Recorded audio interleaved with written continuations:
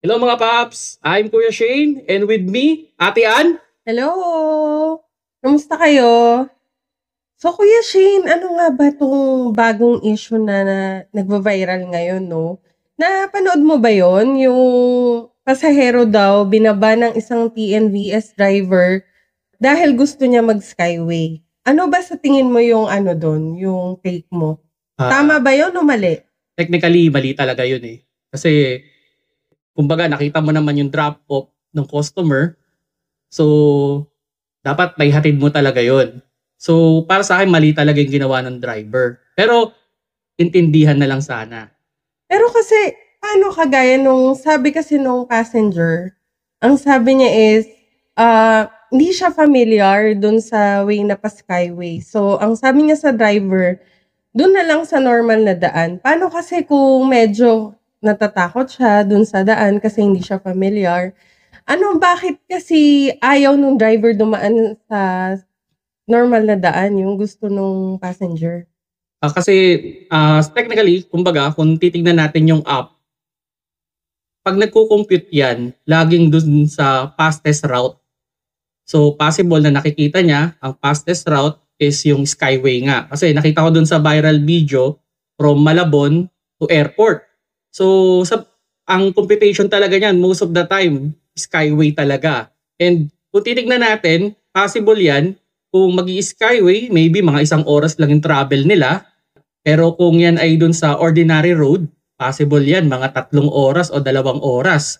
Ang problema, ito yung pinaka-problema dyan eh, yung computation kasi nung pair, naka-base dun sa Skyway. Which is, sabihin na natin 1 oras lang. Kung papadaanin natin yan, dun sa normal route, pwedeng malugi yung driver dun. Pero alam ba ng passenger na yung route niya is naka-base sa Skyway? Nakikita ba yun sa app ng mga rider gaya namin? Nakikita yon, meron yung mapa kung saan yung dadaan yung ano. Yun nga lang, syempre, hindi naman lahat ng tao ay ganun ka-technical para maintindihan yun. Ako, ito, personally, as a driver din ng TNBS, ang ginagawa ko talaga dyan, once na pumasok yung booking at alam ko na may possibility na dadaan ng mga expressway, ina-aware ko na yung customer. Kasi meron namang call yan eh, or pwede mo namang i-message na possible po mag-skyway po tayo or mag-totol po tayo, okay lang po ba? So, hinintay namin yung response. Pag nag-response naman sila ng okay, so good na yun. Kasi kagaya ko, hindi ako very technical, no? Hindi ko masyadong alam yung mapa. So, hindi ko alam na yung ruta na binubook ko is papunta ng airport, pero dapat sa Skyway yung daan. Yun yung calculation ng time. Mhm. So, hindi ko alam sa side ko. So, bakit kasi hindi aware agad? Wala bang pop-up na pag nag-book ka ng airport, ito yung calculation nito, na sa Skyway ang daan nito. Wala bang gano'n na integration sa ano? As far as I know, wala. Wala pa siya. Pero yun nga, sabi ko nga, laging fastest route kasi yung kinukompute talaga. So, yun nga, kung nakita ng app na Skyway, sana ma-integrate nga talaga yun eh. Actually, meron ako nabasang comment, baka pwedeng bigyan ng option na kung ito yung pair kung dadaan ng Skyway, ito yung pair kung dun sa ordinary route. So, bahala na yung customer. Pero ito, isang scenario lang dyan meron ako na-experience na ganyan na, well, hindi ko na i-message yung customer. So, hindi aware yung customer na dadaan kami talaga sa expressway. So, habang tumatakbo kami, nung malapit na kami dun sa entry, tinanong ko, okay lang po ba mag-skyway o hindi? And unfortunately, hindi okay. So, wala akong option. Ako yung sumagot nung toll. Kasi nakita ko na mas mabilis. Kasi pag tutusin, sabihin na natin pwedeng 2 hours yung travel time pag hindi kami nag-toll. Pero ang problema, nag-aabono kayo sa mga ganong klaseng scenario, no? Sa Yun, inyo naka-charge. yun yung medyo masakit minsan. Pero wala nagkamali So, let's accept the mistake na lang pag ganun yung scenario naman. Meron din mga pagkakataon na halimbawa, yung binup lang siya. So, hindi naman niya alam na magtotol o hindi. Kumbaga, hindi talaga siya familiar.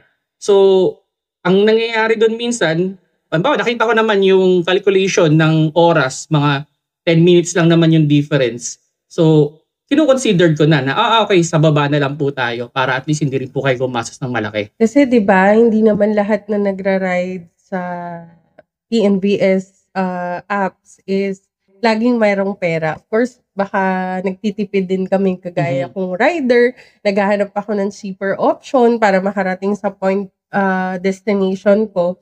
So, 'di ba dapat kayo na mga driver, understanding din kayo dun sa mga ganong scenario ng rider.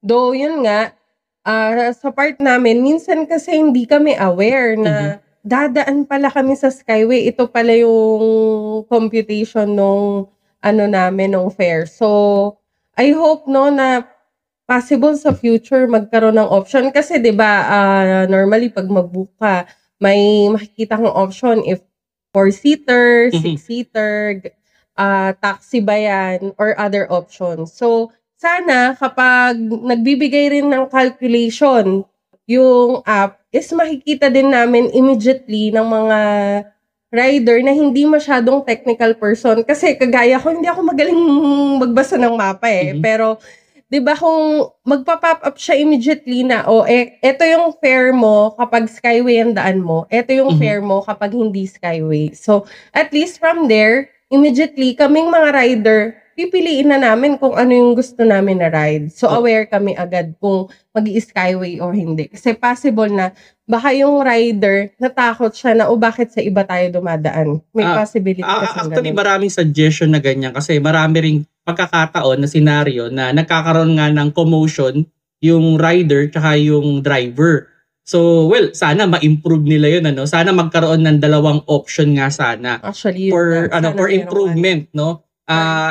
Kung sakali man, aware din yung driver kung saan ba gustong padaanin ni passenger, kung sa bababa o sa taas. Kasi gano'n lang naman yung question, kung Skyway or sa babae. Pero ito may mga pagkakataon din dyan na kami talaga yung nag-shoulder. Yun talaga yung medyo mahirap. Kasi ayaw talagang mag-add. May mga pagkakataon naman na naghahati. Ano lang talaga, proper communication dun, communication lang with the rider kung okay o hindi. Pero yung pinababa ka, di ba nakita mo naman yung viral video, as in, pinababa ka na lang kasi hindi ayaw niya dumaan sa Skyway. Pero pwede ba yun, at least pinababa ka, binook ka ng another ride, or nag-usap sana kayo ng mas mahinahon, no? Dapat nag-usap na lang ng mas mainahon. Kasi hindi talaga po pwede. Yun talaga yun. Kasi yung pair, computed na yan point A to point B. So, sakaling ibababahan niya yun, edi yung computation yun hanggang dun pa rin sa point B niya. So, malulugi yung rider doon. Pero possible baka hindi naman siya nagpabayad? Hindi natin alam. Kung cash yun, pwede. Pero kung yun ay card payment, kakaltas talaga yun ng buo kahit binababa lang siya. Doon sa pinakamalapit siguro. Pero yun nga, sa mga driver dyan, hindi talaga siya ideal o hindi siya recommended na ibababa niyo yung rider doon sa maling babaan. Except, kung sa tingin ninyo, madidelikado yung safety ninyo.